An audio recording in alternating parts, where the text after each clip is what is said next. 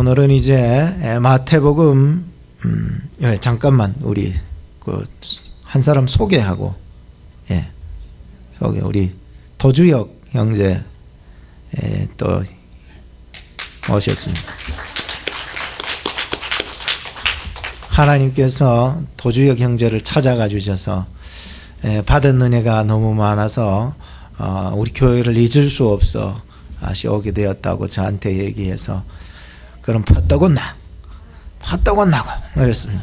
빨리 오라. 그래서 감사합니다. 주 안에서 아름다운 교제가 이루어질 수 있기를 바랍니다. 한번 따라합시다. 예수님은 위대하십니다. 한 번 더 합시다. 예수님은 위대하십니다. 오늘 예수님은 위대하십니다라고 하는 제목으로 하나님의 말씀을 전해드리겠습니다. 지난 주간 덴버에 가을로회가 있어가지고 갔다가 은혜 중에 잘 마치고 돌아오게 되었습니다. 돌아오는데 비행기 안에 카우보이 모자를 탁 쓴 멋진 젊은 남자들 10명 정도가 들어오는 거예요. 너무 멋지더라고요. 아내가 그 사람들한테 눈이 꽂혀가지고 힐끔힐끔 쳐다보는 거예요. 아하, 그 꼴을 보다 못해가지고 제가 골라라. 저 10명 중에 자세히 보고 마음에 드는 사람 하나 골라라. 아내가 10명을 뚫어져라고 보더니 1번을 선택했습니다. 1번이랍니다. 제일 앞에 걸어오던 그 사람이었습니다. 그래서 제가 제일 앞에 있는 그 멋쟁이 남자 얼굴을 봤는데 제가 봐도 멋지더라고요. 코도 크고 눈도 크고 키도 크고 머리 모양도 나는 납작한데 저분은 계란 모양으로 똘방한 게 정말로 생김새도 잘생기네. 여자들 뭐 미국에 사나 한국에 사나 일본에 사나 보는 눈은 다 똑같은 것 같아요. 진짜. 근데 그 남자를 보고 있으니까 자괴감이 드는 거예요. 나는 왜 이런가. 농담이었지만 아내가 말하기를 내가 죽으면 저런 남자랑 살겠다는 말을 던진 거죠. 그 말에 제가 안 그러려고 했는데 실망감이 들더니 그래 나 이제 살아야 되겠다. 내가 정말 끝까지 살아야 되겠다. 그런 마음이 생겼습니다. 그 순간 그래 먹자. 목사님들이 싸주신 그 사과라든지 과일, 과자들을 꺼내가지고 내가 이거나 먹자. 먹고 힘을 내자. 내가 지치면 안 된다. 여기 내 힘을 내자. 그래 먹고 힘을 내자. 미국까지 와가지고 내가 일찍 죽어가지고 아내 좋은 일 시켜줄 일 시켜주면 안 되겠다 싶어가지고 내가 먹자. 막 사과 꺼내 먹고 다 먹었으면 힘을 냈습니다. 여러분 이 세상 살아가면서 어쨌든지 간에 오래 사는 놈이 장땡이더라고요. 우리 옆에 사람한테 인사합시다. 오래 사세요. 시작. 오래 사세요. 오래 사는 게 장땡이라.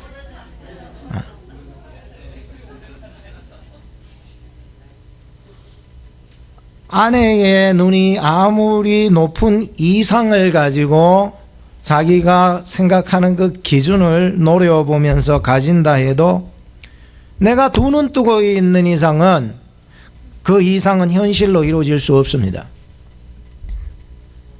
이와 마찬가지로 우리가 예수님이 살아계신 이상, 예수님 그 이상이 없는 거예요. 뭐 이해하는지 안 하는지, 아멘 한 사람만 이해하는지, 아멘 한 사람은 축복받길 바랍니다. 예수님은 위대하신 분이거든요. 예수님은 내 인생의 길이었고 진리였고 생명이었어요. 예수님은 내 사랑이었어요. 바리새인들은 원하는 메시아관이 있어요. 바리새인들이 원하는 메시아관이 뭐냐면은 메시아는 강력한 군사력을 가진 사람이어야 되고 정치적으로 다윗과 같이 참 통치를 잘하는 그러한 왕 같은 그러한 분이어야 하고 메시아는 권력 중심형의 메시아여야 된다고 생각하던 사람들이 바리새인들이었고 유대인들의 많은 사람들의 생각이었습니다. 이런 메시아가 예루살렘으로 오셔가지고 그 힘과 권력으로 로마를 무찌르고 민족을 해방시켜 주기를 바랬던 거예요. 그런데 예수님을 보니까 민족의 해방은커녕 그의 탄생부터 의심스럽기 시작합니다. 초라하게 태어나시고 말구유에 태어나시고 가난한 목수의 아들이어 태어났던 겁니다. 여러분, 죄인들과 함께하는 그의 모습을 보면서 뭔 생각이 들었습니까?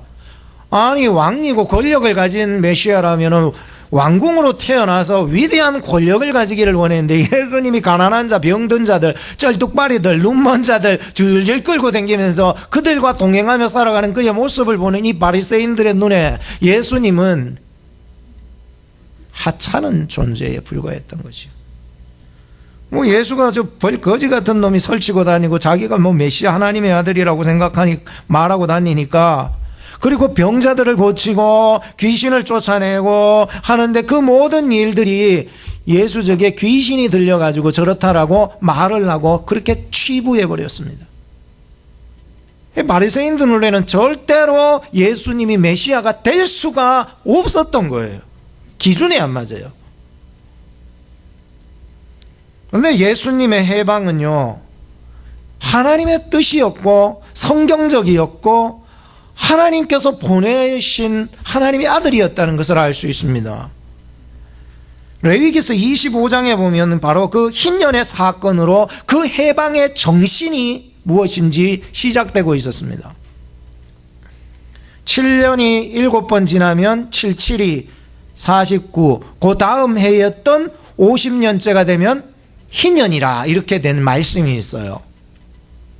이 흰년이 되면 종된 사람이나 억눌린 사람, 괴롭힘을 당하던 사람들이 모두가 다 자유함, 진짜 해방, 자유, 풀려나는 역사가 일어나게 된다는 거예요. 그 억눌림과 그 올가미에서 풀려나게 돼요. 50년째 해가.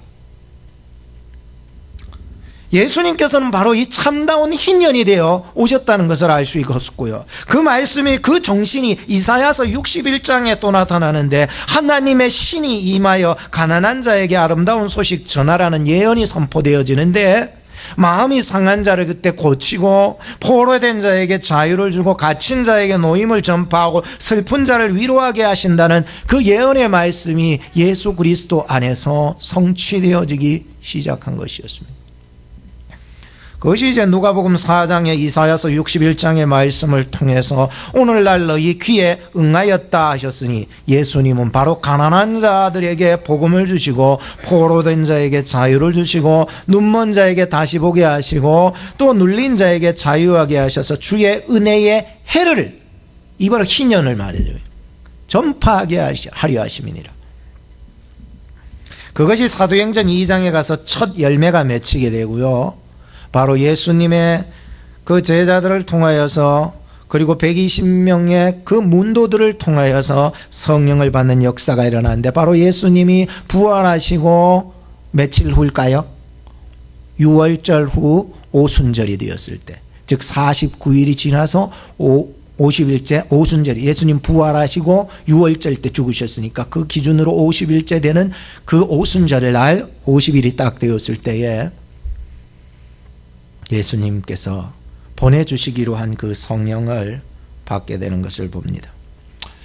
예루살렘과 유다와 사마리아 땅끝까지 이르러 복음의 불길이 번져갖고 교회가 부흥하기 시작했습니다. 여러분, 로마서 8장 1, 2절 말씀에 보면 이 사도 바울을 통해서 이 말씀이 이루어졌다는 것을 알 수가 있었습니다. 그러므로 이제 그리스도 예수 안에 있는 자에게는 결코 정죄함이 없나니, 이는 그리스도 예수 안에 있는 생명의 성령의 법이 죄와 사망의 법에서 너를 뭐하였음이라? 해방했다는 거예요. 바로 예수 그리스도 안에서 진정한 해방을 맞이하게 되었다는 것입니다. 이사야서 55장 8, 9절 말씀을 보면 내 생각이 너희 생각과 다르며 내 길은 너희 길과 다름이니라. 하늘이 땅보다 높음같이 내 길은 너희 길보다 높으며 내 생각은 너희 생각보다 높음이니라.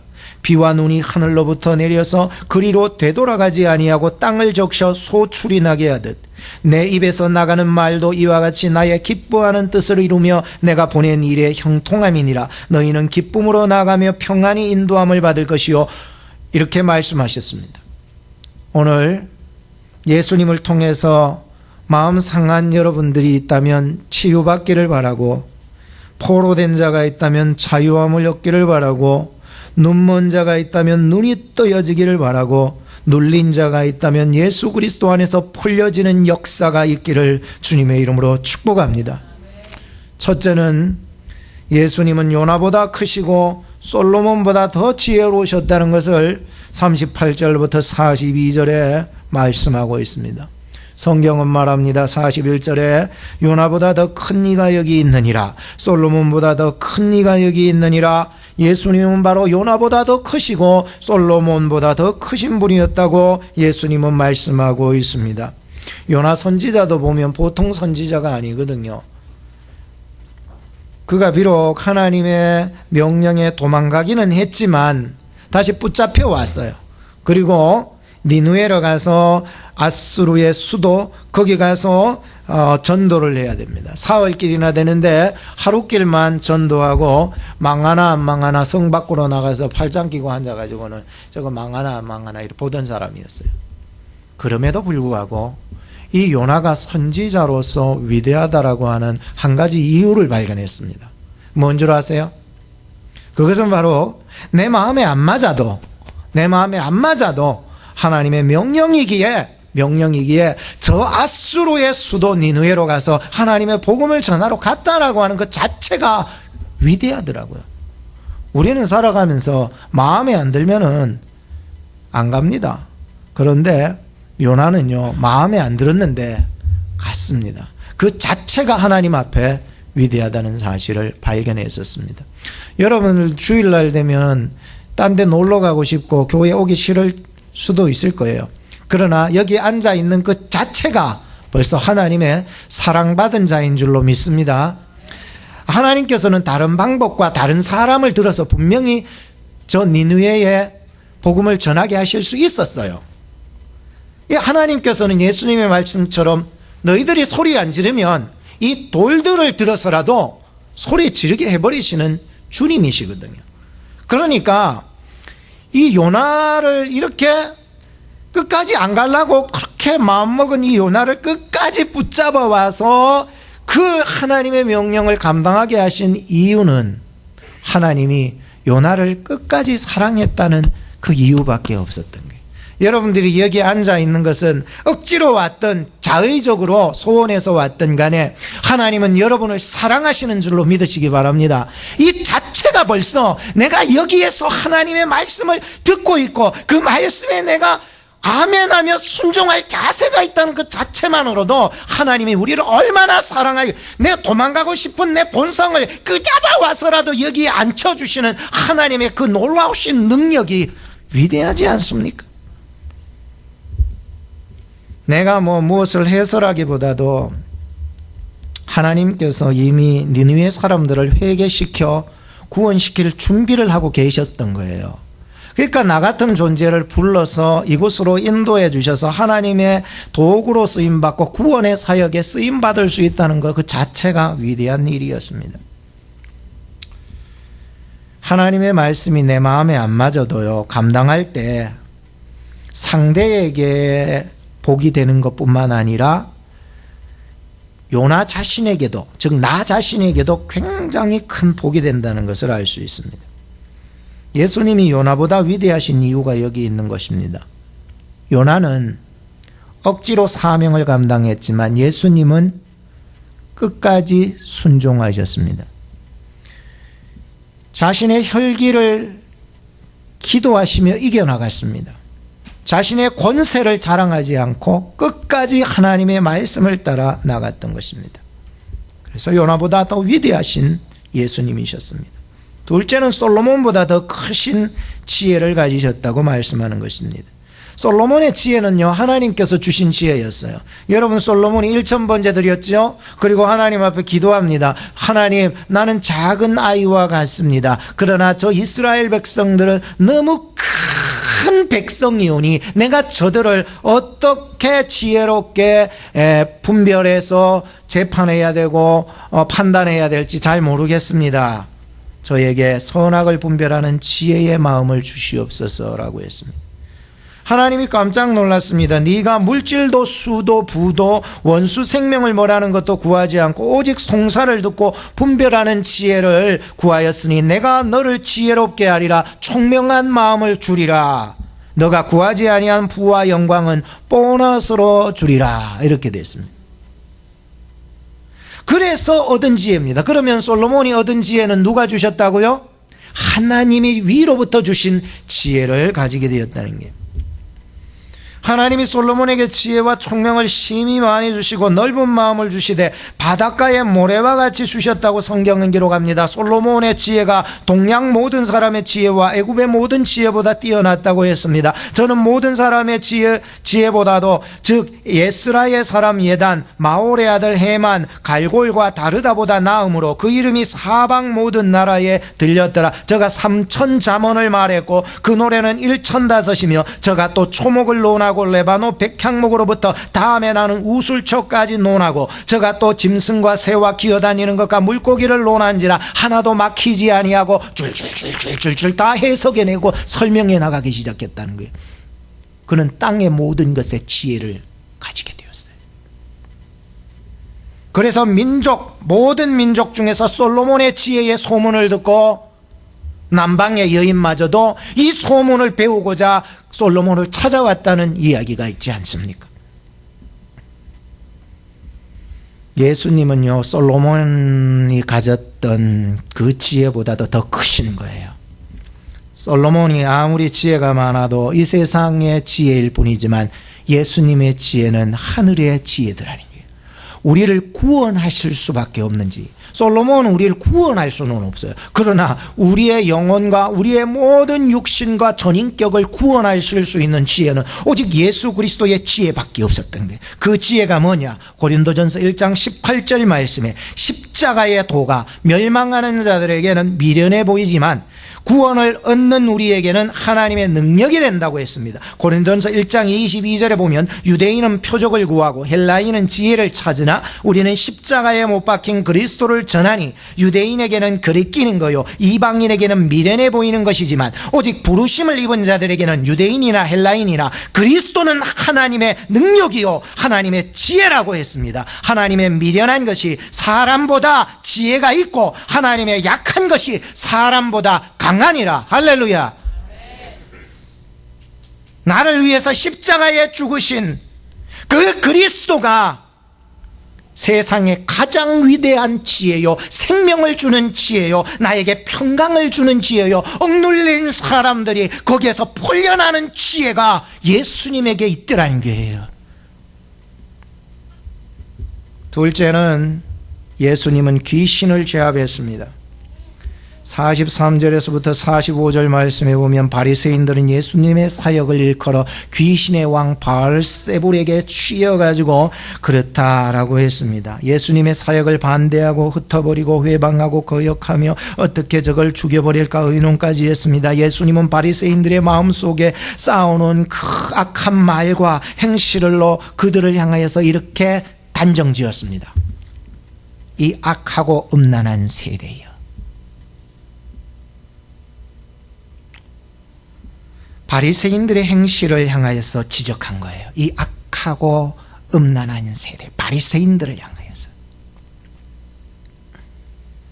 하나님을 멀리하는 것, 하나님께 성실하지 못한 것, 하나님이 상실된 것, 하나님의 뜻이 무너져버린 것, 이게 악하고 음란한 세대로 비유한 거예요. 오늘 우리의 마음속에나 우리 주변에는 그러한 일들이 없습니까? 하나님 멀리하고 하나님 성실하지 못하고 하나님이 상실되어지고 하나님의 뜻이 무너져 있지 않습니까? 다 내 뜻으로 살아가는 거예요. 안 되는 거예요. 예수님께서는 이런 자들에게 이렇게 비유했습니다. 더러운 귀신 한 마리가 있었는데 그놈이 사람 마음속에 쑥 들어가서 살다가 그 사람이 미쳤겠지요. 귀신에 들려서 말하고 악한 행실하고.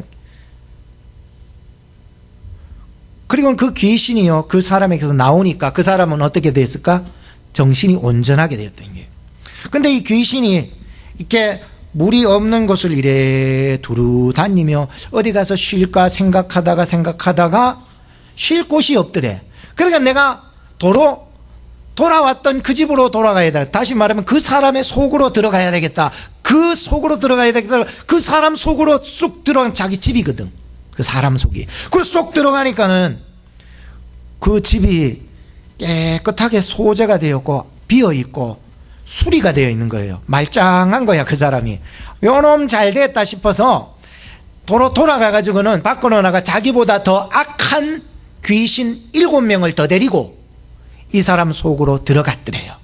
그러니까 이 사람이 어떻게 됐냐면은 나중 형편이 전보다도 더욱 심하게 되었다고 기록을 하고 있습니다. 바로 이 악한 세대가 이와 같으리라, 이렇게 얘기를 하고 있습니다.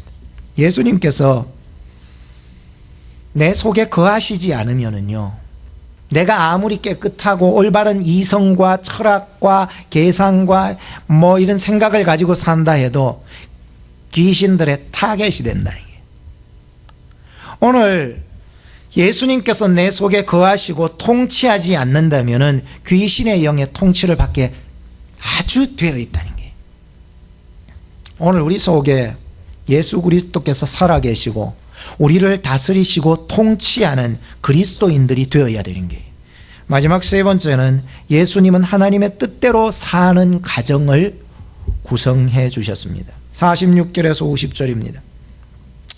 어떤 사람이 예수님께 말했습니다. 예수님, 지금 밖에 당신의 모친과 동생들이 지금 당신을 만나러 왔습니다. 그러니까 예수님께서 누가 내 모친이며 동생들이냐 하며 저 제자들을 향하여서 가르치며 이런 말씀하셨습니다. 나의 모친이요 동생들을 보라. 제자들을 향해서 그렇게 말해버립니다. 진짜 육신의 어머니가 오고 동생들이 왔는데도 저 사람들은 내 모친이 아니고 동생들 아니라 그래버립니다. 제자들을 향하여서 이들이 바로 나의 모친이요 동생들이에요. 누구든지 하늘에 계신 내 아버지의 뜻대로 하는 자가 내 형제요 내 모친이라, 이렇게 말했습니다. 예수님께서는요, 예수님 안에서 하나님의 뜻대로 사는 새 가정을 구성해 주신 거예요. 어느 날 저희 아내가 그런 말을 했었습니다. 여보, 나도 성도로 대해주면 안 됐냐 그러더라고요. 제가 그 말이 처음엔 신통치 않게 그냥 넘어갔는데 좀 깊이 한번 고민해 보게 되었었습니다. 성도가 아프면은 그렇게 기도하고, 성도가 아프면은 신방 가고, 성도가 아프면은 발벗고 나서며 그렇게 했으면서 자기가 아프니까 에라이 모르겠다 그리고 막 관심도 없고, 이 당시 한국에 있을 때부터 그랬지 않냐는 거죠. 자기한테 신경을 안 써준다라고 하는 거예요. 한국에서 아내와 결혼할 때 저희들의 공통점은 하나님을 믿는다는 것 외에는 아무것도 없었습니다. 감사한 거죠. 지금에 와서 생각하니까. 뭔가 좀 우리가 먹는 것도 좀 같았으면 좋은데 먹는 것도 다른 거예요. 저는 얼큰한 거 좋아하고 저희 아내는 느끼한 거 좋아하고 다른 거예요. 생각의 구조 자체도 무엇을 먼저 추구하느냐라고 하는 것에 좀 다른 거예요. 서로 모습이나 상황이나 모든 것이 많이 달라요. 살기 너무 힘들었어요. 근데 우리가 공통점은 하나님을 믿고 있다는 거예요. 어쩔 때는 싸우고 개울가에 가가지고 스트레스 풀고 흘러가는 물 속에 아내 얼굴을 생각하면서 욕을 엄청 했습니다.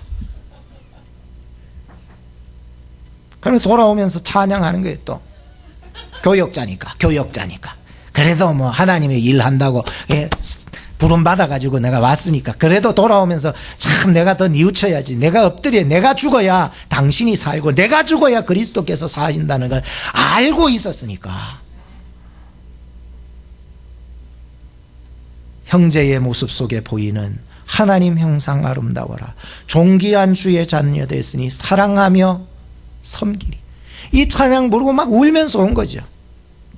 그래서 또 미국 와서 또 이렇게 살면서 또 바쁘다는 핑계로 잊어버리고 뭐 이렇게 저렇게 내 삶에 바빠서, 내 의에 바빠서 그러다 보면은 이제 아내는 그냥 내 마음대로 부릴 수 있는 그러한 여자다라는 본성이 내 속에서만 자꾸 일어나는 거죠. 그러면 다시 그때를 상기하면서 찬양합니다.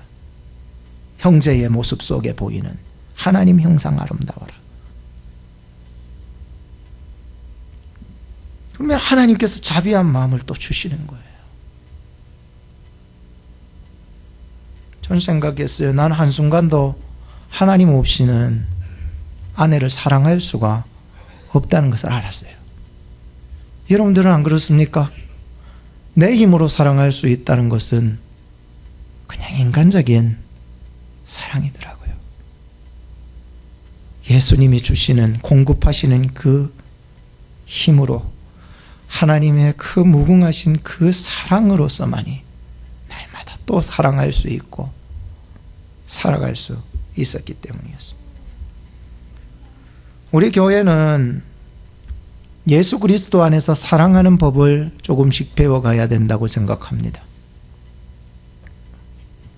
사람을 보지 말고, 목사도 부족하니까요, 성경을 보고 예수 그리스도를 보고 우리 함께 만들어가는 아름다운 가정을 만들어갈 수 있고 아름다운 교회를 만들어갈 수 있는 저와 여러분이 되기를 바랍니다. 어떤 분은요, 딴 가정에 밥숟가락 몇 개인지 다 알더라고요. 밥그릇이 어디에 있고 접시는 어디에 있고 간장이 어디 들었는지 다 알더라고요. 아, 대단하신 분이다. 어떻게 자기 집에 있는 것도 잘 모르면서 남의 집에 있는 간장이 어느 서랍에 들어있는지를 아는 분은 참 영안이 열린 것 같아요.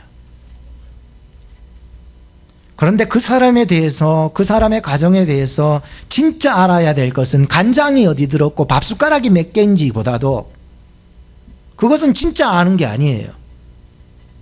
진짜 아는 것은 그 사람 속에 하나님이 살아 계시고 있는지, 하나님의 뜻이 그 사람 속에 있는지를 살펴보고 하나님이 이 가정 속에 통치하고 계시는지 안 계시는지를 볼 줄 알아야 그 가정을 올바로 보는 것이라는 거예요. 밥숟가락 몇 개는 그건 상관없어요. 어느 날 저희 아들 녀석이 저희 아내에게 엄마 나 행복하지 않아 이런 거예요. 여러분의 자식은 행복하다고 생각하십니까? 아, 목사님, 내 자식한테 먹을 것 주고 입을 것 사주고 용돈 사주고 차까지 사주고 다 주는데 내 자식이 뭐가 부족하냐 그러지요. 자녀가요, 먹을 것 입을 것 차가 없어서 행복하지 않은 것이 아니에요. 자녀 속에 진짜 있어야 될 게 없으니까 그런 거예요. 그게 뭘까요? 예수님인 거예요. 하나님이 과연 내 자식의 마음속에 살아있는지, 하나님의 뜻이 이 아이를 통하여서 이루어 나가고 있는지를 살펴봐야 되는 거예요. 기도했습니다. 여보, 우리가 무엇을 해줄 수 있는 것은 아무것도 없구나. 이 아이가 행복할 수 있는 아이가 될 수 있기 위해서 우리는 기도해야 되겠다. 그때부터요, 자식을 위해서 기도 잘 안 해요. 우리 그렇잖아요. 그런데 자식을 위해서 더 기도하기 시작. 하나님께서요, 하나씩 하나씩 행복을 채워 넣어 주시는 것을 알게 되었었습니다. 과연 내 가슴 속에 하나님이 살아계신가, 하나님의 뜻이 이루어지고 있는가, 이 세대 속에 하나님이 얼마나 상실되고 하나님의 뜻이 상실된 이 시대 속에 내 가정 속에는 과연 하나님이 살아계시고 하나님의 뜻이 이루어지고 있는 천국이 있는가, 내 자녀들 속에, 성도들 속에 과연 내 속에 하나님은 살아계신가, 하나님의 뜻이 이루어지고 있는가. 하나님의 뜻이 이루어질 때 그곳은 초막이나 궁궐이나 천국이 될 줄로 믿습니다. 기도하겠습니다. 하나님, 우리 속에 하나님의 나라가 이루어지게 하옵소서. 예수님의 낮아짐을 본받아 우리도 이 땅에서 섬김의 삶을 살 수 있도록 인도해 주옵소서. 우리 속에 마귀가 주는 다툼과 미움과 혼란과 두려움이 예수의 이름으로 사라지게 하시고 예수 그리스도 안에 있는 성령으로 죄와 사망의 법에서 해방되는 경험이 있게 하옵소서. 매일매일 주님이 필요한 저희들이오니 주님, 내 속에서 떠나지 마시고 저희를 다스려 주옵소서. 하나님의 뜻을 끝까지 순종하며 십자가를 지시며 부활하사 영생천국을 저희들에게 허락하신 예수님의 이름으로 기도하옵나이다.